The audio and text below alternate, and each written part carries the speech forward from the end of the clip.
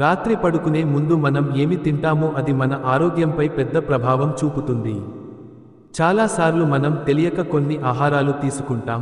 అవి మన నిద్రను, జీర్ణక్రియను, ఇంతే కాకుండా మన బరువును కూడా ప్రభావితం చేస్తాయి. మొదటగా తేనె గురించి మాట్లాడుకుందాం. తేనె ఆరోగ్యానికి మంచిదే, కానీ రాత్రి ఎక్కువగా తింటే శరీరంలో చక్కెర స్థాయి పెరిగి నిద్ర పట్టకపోవడం లేదా మధ్యరాత్రిలో లేవడం జరుగుతుంది. తర్వాత చాక్లెట్లో కాఫీన్ ఉంటుంది. ఇది రాత్రి తింటే మన మెదడుని యాక్టివ్గా చేసి నిద్రను అడ్డుకుంటుంది. అందుకే చాక్లెట్ను రాత్రి పడుకునే ముందు దూరంగా పెట్టడం మంచిది. టీ లేదా కాఫీ కూడా అలానే. వీటిలో కాఫీన్ ఎక్కువగా ఉంటుంది. రాత్రి తాగితే గుండె వేగం పెరిగి నిద్ర లేట్గా పడుతుంది. చాలాసార్లు ఉదయం లేవగానే అలసటగా అనిపించడానికి కూడా ఇదే కారణం. ఇవి కాకుండా ఎక్కువగా మసాలా ఉన్న ఆహారం లేదా దోశ, బజ్జీలు, ఫ్రై ఐటమ్స్ రాత్రి తింటే జీర్ణక్రియ నెమ్మదిగా అవుతుంది.